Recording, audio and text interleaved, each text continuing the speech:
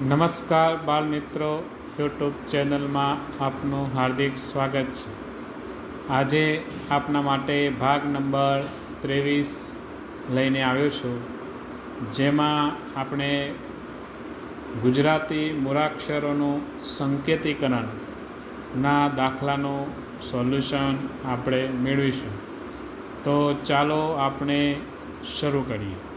અહીં કોષ્ટકમાં મૂળાક્ષરો આપેલા છે અને નીચે તેના અંક આપેલા છે. આ મૂળાક્ષરોનો ક્રમ એ કોષ્ટકમાં આપેલો છે. તે કોષ્ટકમાં જોઈને આપણે નીચેના પ્રશ્નોના જવાબ એ આપણે શોધવાના છે.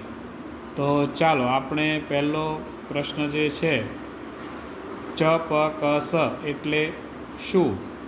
તો આવી રીતનો જ્યારે પ્રશ્ન છે તો આપણે જોઈએ એનો ઉકેલ.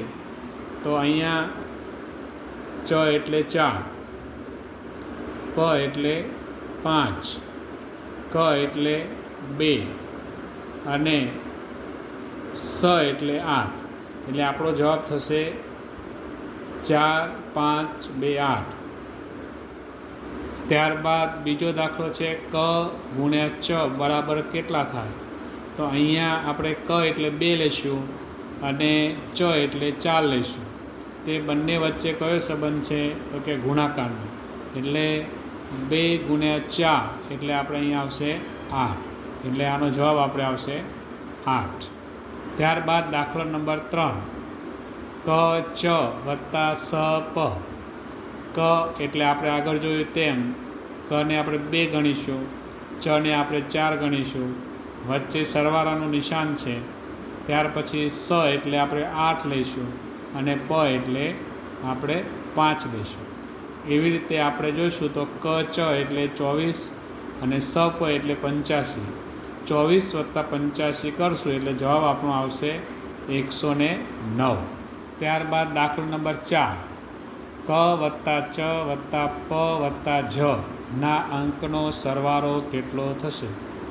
તો આ કોષ્ટકમાં જોઈને જ આપણે અંક લખીશું. તો ક એટલે 2, ચ એટલે 4, પ એટલે 5 અને જ એટલે 3. આ 4 અંકનો સરવાળો 2 વત્તા 4 એટલે 6, 6 વત્તા 5 એટલે 11, 11 વત્તા 3 એટલે આપણો જવાબ આવશે 14. ત્યારબાદ દાખલો નંબર 5, જો જામનગર બરાબર 1, 2, 3, 4, 5 અને ભાવનગર બરાબર 6, 7, 3, 4, 5 હોય તો ગરમ શબ્દનો કોડ શું થાય? તો બાળમિત્રો, આપણે જોશું કે અહીંયા જે અંક આપેલા છે, આપણે અહીંયા જોવાનું છે ગરમ. તો જામનગરમાં ઘ એટલે અહીંયા થશે 4. એવી જ રીતે ભાવનગરમાં પણ ઘ છે એટલે બંનેનો જે છે એટલે 4 થશે. પછી ર, અહીંયા પણ ર એટલે 5, ર એટલે 5 એટલે 5 અને મ એટલે આવશે 2. એટલે હવે આપણે એનો જવાબ શું આવશે? ગરમ. તો એ આ જે શબ્દમાં મૂળાક્ષરોના ક્રમ પ્રમાણે જોઈએ તો અહીંયા ગરમ શબ્દના અંકો કેટલા થાય? તો 4, 5, 2. આ એનો જવાબ થશે. ત્યારબાદ દાખલો નંબર 6, જો અનિલ બરાબર 1, 5, 3 અને મલય બરાબર 2, 3, 4 હોય તો અની ભાગ્યા લ ગુણ્યા મ બરાબર કેટલા થાય? બાળમિત્રો, અહીંયા આપણે ભાગુ સબાનો નિયમ આવશે એટલે ભાગાકાર, ગુણાકાર, બાદબાકી અને સરવાળા તે પ્રમાણે જોઈએ તો અહીંયા મૂળાક્ષરો પ્રમાણે અંક કયા થાય? તો સૌપ્રથમ એટલે આપણે લેશું 1 અને ની એટલે છે 5 એટલે 5 એટલે 15 થયા, ભાગ્યા લનો છે 3 એટલે ભાગ્યા 3 અને ગુણ્યા મ એટલે કેટલા છે અહીંયા? તો મ એટલે છે 2. હવે આપણે જે સાદુરૂપ આપીએ તો ભાગુ સબા એટલે સૌથી પહેલાં ભાગાકાર થશે એટલે 15 ભાગ્યા 3 કરે એટલે 5, પછી ગુણ્યા 2 એટલે 5 દુ 10. એટલે આપેલ સંખ્યાનો ઉકેલ શું થશે? તો કે 10 એનો જવાબ મળશે. આગળ આપણે જે પ્રમાણે કોષ્ટકમાં જોઈને અંક અને મૂળાક્ષર અને અંક જોયા એમ અહીંયા અંક આપેલા છે, નીચે એના મૂળાક્ષર આપેલા છે. તો 1 એટલે ક, 2 એટલે ઘ, 3 એટલે છ, 4 એટલે ત, 5 એટલે ન, 6 એટલે 2, 7 એટલે સ, 8 એટલે ફ, 9 એટલે જ. હવે આ કોષ્ટક પ્રમાણે આપણે દાખલો ગણવાનો છે.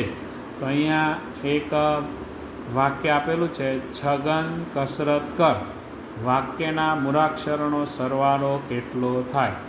તો અહીંયા આપણે જોઈએ તો છ ગ ન, છ એટલે 3, ગ એટલે 2, ન એટલે 5, ક એટલે 1, સ એટલે 7, ર એટલે 6 અને ત એટલે 4, ક એટલે 1 અને ર એટલે 6. હવે આ આપેલ અંકોનો આપણે સરવાળો કરીએ તો 3 ને 2 5 ને 5 10 ને 11 ને 7 18 ને 6 24 ને 4 28 ને 29 ને 6 35.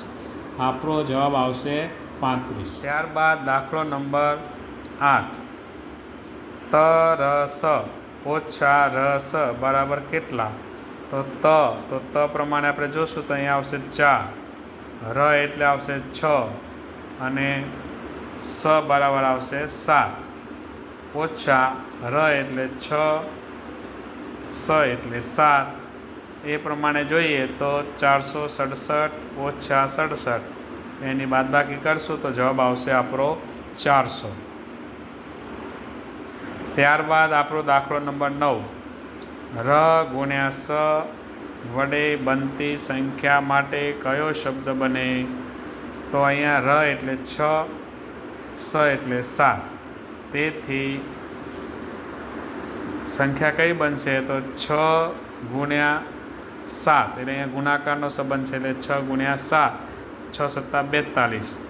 42 એટલે શું થાય? તો હવે આપણે શબ્દ શોધવાનો છે, એટલે કે મૂળાક્ષર પરથી આપણે જવાબ શોધીએ તો 4 એટલે કેટલા છે? તો અહીંયા 4 એટલે આપણે જોઈએ તો ત છે, અને 2 એટલે કેટલા છે? તો કે ગ, એટલે કયો શબ્દ બનશે? ત ગ. આનો જવાબ આવશે. ત્યારબાદ દાખલો નંબર 10, સફરજન શબ્દ માટે કયો અંક સંકેત યોગ્ય છે? હવે સફરજન એ આ મૂળાક્ષરો પરથી જોઈએ તો સ એટલે 7, ફ એટલે 8, ર એટલે 6, જ એટલે 9 અને ન એટલે 5. તો આ શબ્દ માટે કયો અંક સંકેત યોગ્ય છે? તો આપણે જોઈએ તો 78,695 અંક એ યોગ્ય છે, એનો જવાબ આવે. ત્યારબાદ દાખલો નંબર 11, નીચેના પૈકી કયું વિધાન સાચું છે? તે આપણે એ માટે શું કરવું પડશે? તો કે 4 રકમના મૂળાક્ષરો પરથી અંક જે છે તે આપણે જોશું તો ખ્યાલ આવશે આપણને. તો પહેલો એ છે 6 ગુણ્યા ન બરાબર ક ગુણ્યા ન, એટલે ડાબા બરાબર જબા થાય છે કે નહીં? તો જોઈએ તો અહીંયા 3, 6 એટલે 3, ન એટલે 5, 3 પંચા 15, ક ગુણ્યા ન એટલે 1 ગુણ્યા 5 એટલે 5, એટલે ડાબા બરાબર જબા થતા નથી, એટલે આપણો આ જવાબ ખોટો છે. અહીંયા જોઈએ તો ર ગુણ્યા ત બરાબર ઘ ગુણ્યા ત, એટલે 6 ગુણ્યા 4 અને 2 ગુણ્યા 4, અહીંયા 6 ચોક 24 અને 2 4 8, એટલે 24 બરાબર 8, ડાબા બરાબર જબા થતા નથી, એટલે એ પણ દાખલો આપણો ખોટો છે. ત્યારબાદ છે સરક ઓછા તરસ બરાબર 294. તો અહીંયા જોઈએ સ એટલે 7, ર એટલે 6, ક એટલે 1, માઇનસ ત એટલે 4, ર એટલે 6 અને સ એટલે 7. બંનેની બાદબાકી કરીએ તો જવાબ આવશે 294. તો અહીંયા ડાબા બરાબર જવા, એટલે કે અહીંયા જે માઇનસ કરીએ 294, એટલે ડાબા બરાબર જવા અહીંયા આવે છે, એટલે આપણો જવાબ સાચો છે. અહીંયા આપણે જોઈએ તો અહીંયા આવતો નથી. ત ર સ મોટા છે, સ ર સ, એટલે ત ર સનો અંક થાય 4 6 7, અને સરસના અંક થશે 7 6 7, એટલે 467 મોટા છે 767 કરતાં, એ વિધાન ખોટું છે, એટલે આ આપણે ખોટું આવશે. તો આ A B CD એમાં આપણે સી ઉકેલ જે છે તે આપણો સાચો છે. તો બાળમિત્રો, આજે આપણે ગુજરાતી મૂળાક્ષરોનો સોલ્યુશન દાખલા નંબર 1 થી 11 સુધી આપણે જોયા. હવે પછી આપણો ભાગ નંબર 24માં આગળના દાખલાનું આપણે સોલ્યુશન મેળવશું. બાળમિત્રો, તમને જો વિડીયો સારો લાગ્યો હોય તો કોમેન્ટ કરજો, સબસ્ક્રાઈબ કરજો, લાઈક કરજો અને નિયમિત રીતે જોતા રહેજો. નમસ્કાર.